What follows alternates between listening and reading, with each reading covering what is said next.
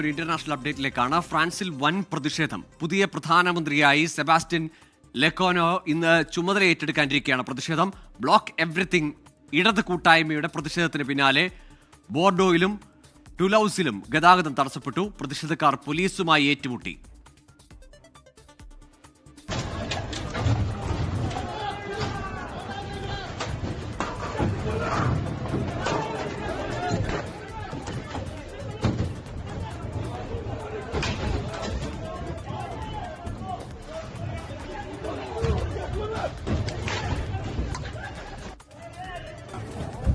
Sreejith ബാലകൃഷ്ണനുണ്ട് international news ഡെസ്കിൽ നിന്ന് വിശദാംശങ്ങളുമായി. ശ്രീജിത്ത്, ഫ്രാൻസ് കഴിഞ്ഞ കുറേ കാലമായിട്ട് രാഷ്ട്രീയ അസ്ഥിരത അനുഭവിക്കുന്നു. അവിടെ വലിയ പ്രതിഷേധങ്ങൾ അരങ്ങേറുന്നു.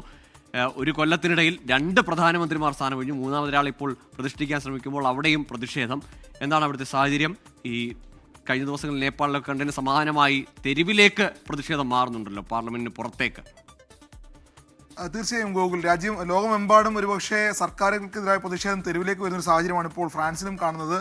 പാർലമെന്റിൽ അവിശ്വാസത്തിൽ പരാജയപ്പെട്ട ഫ്രാങ്കോ സർക്കാർ രാജിവെച്ചൊഴിഞ്ഞ ശേഷം ഒരു പുതിയ ഗവൺമെൻറ് അടിയന്തരമായി വന്നില്ല എങ്കിൽ പ്രസിഡന്റ് ഇമ്മാനുവൽ മക്രോണിൻ്റെ സ്ഥിതി തന്നെ പരിതാപകരമാകുമെന്ന അവസ്ഥയിലാണ് ഇപ്പോൾ അതിവേഗം തന്നെ സെബാസ്റ്റ്യൻ ലെക്കോനയെ പ്രധാനമന്ത്രിയെ നിയമിക്കാൻ പ്രസിഡന്റ് മക്രോൺ തീരുമാനിക്കുന്നത്. അതിനെതിരെയാണ് ഇപ്പോൾ, അല്ലെങ്കിൽ ആ രൂപത്തിൽ ഒരു പ്രതിഷേധമാണ് വരുന്നത്.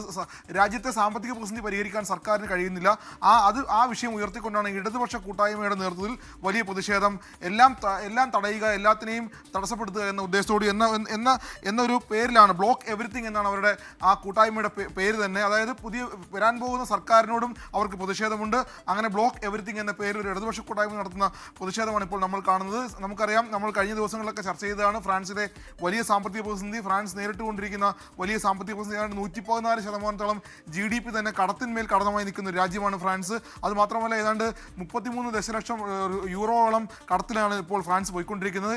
ഇതൊക്കെ പരിഹരിക്കാനുള്ള മാർഗങ്ങൾ നേരത്തെ ഫ്രാൻസ് പാർലമെന്റിൽ അവതരിപ്പിച്ചിരുന്നു. പക്ഷേ അതിനെല്ലാം പ്രതിപക്ഷവും ഭരണപക്ഷവും ചേർന്ന് ഏതാണ്ട് 300-ലധികം എംപിമാരാണ് എതിർത്ത് അദ്ദേഹത്തെ വോട്ട് ചെയ്ത്. 364 എംപിമാരാണ് പാർലമെന്റിൽ അദ്ദേഹത്തെ എതിർത്ത് വോട്ട് ചെയ്യുകയും ആ വിശ്വാസ പ്രമേയത്തിൽ സർക്കാർ പുറത്തു പോവുകയും ചെയ്യുന്നത്. അങ്ങനെയാണ് പുതിയ സർക്കാരിനെ നിയമിക്കാൻ തീരുമാനിക്കുന്നത്. പുതിയ പ്രധാനമന്ത്രിയുടെ പേര് സെബാസ്റ്റ്യൻ ലെക്കോനയെ തീരുമാനിക്കുകയും ചെയ്യുന്നത്.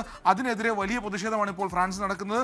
സർക്കാരിനെതിരായ പ്രതിഷേധം തെരുവിലേക്ക് വരുന്നു. പോലീസിനെതിരെ സമരക്കാർ ആഞ്ഞടിക്കുന്നു. അതുമാത്രമല്ല, റെയിൽ, റോഡ് ഗതാഗതം, മെട്രോ അടക്കമുള്ള ഗതാഗതം പൂർണ്ണമായും തടസ്സപ്പെടുത്തിക്കൊണ്ടാണ് ഇപ്പോൾ ഈ പ്രതിഷേധം മുന്നോട്ട് പോകുന്നത്. പോലീസും ഒരേ സമയം തന്നെ അർദ്ധസൈനിക വിഭാഗങ്ങളും രംഗത്തിറങ്ങി ഈ പ്രതിഷേധത്തെ ശമിപ്പിക്കാനാണ് ശ്രമിക്കുന്നത്. എന്നാലും പ്രതിഷേധം ശമിക്കുന്ന ലക്ഷണമില്ല എന്നാണ് ഫ്രാൻസിൽ നിന്ന് മനസ്സിലാക്കുന്നത്. അത് പാരീസിൽ മാത്രമല്ല, പാരീസിന് സമാനമായ എല്ലാ നഗരങ്ങളിലും ഈ പ്രതിഷേധം ഉണ്ട് എന്നുള്ളതാണ് നമുക്ക് മനസ്സിലാക്കാൻ കഴിയും. സാധാരണഗതിയിൽ ഒരു വലതുപക്ഷ രാജ്യമെന്ന് നമ്മൾ എപ്പോഴും പറയാറുണ്ട്. പക്ഷേ ഈ ഇടത് പ്രതിഷേധത്തെ ശമിപ്പിക്കാൻ ഇപ്പോൾ നിലവിൽ പോലീസിനോ അർദ്ധസൈനിക വിഭാഗങ്ങൾക്കോ കഴിഞ്ഞിട്ടില്ല. എന്തായാലും പുതിയ പ്രധാനമന്ത്രി സെബാസ്റ്റ്യൻ ലെക്കോനോ ഇന്ന് ചുമതല ഏൽക്കാനിരിക്കെയാണ് ഈ പ്രതിഷേധം കൊടുമ്പിരി കൊണ്ടിരിക്കുന്നത് എന്നാണ് ഫ്രാൻസിൽ നമ്മൾ മനസ്സിലാക്കുന്നത്. ഗോകുൽ, ഏഷ്യയിൽ നേപ്പാളിലെ കാഴ്ചകളെങ്കിൽ ഇപ്പോൾ യൂറോപ്പിൽ ഫ്രാൻസിൽ നിന്ന് സമാനമായ ദൃശ്യങ്ങളാണ്. സർക്കാരിനെതിരെ വലിയ ജനകീയ പ്രക്ഷോഭത്തിന്റെ ദൃശ്യങ്ങളാണ് പുറത്തു വരുന്നത്. സെബാസ്റ്റ്യൻ ലെക്കാനോ പ്രതിഷ്ഠിക്കാൻ ശ്രമിക്കുന്ന ഇമ്മാനുവൽ മക്രോണിന് വലിയ തിരിച്ചടിയാണ് ഈ പ്രതിഷേധം. ഏതായാലും ഒരു രാഷ്ട്രീയ അസ്ഥിരത ഫ്രാൻസിൽ ഇങ്ങനെ തുടരുകയാണ്.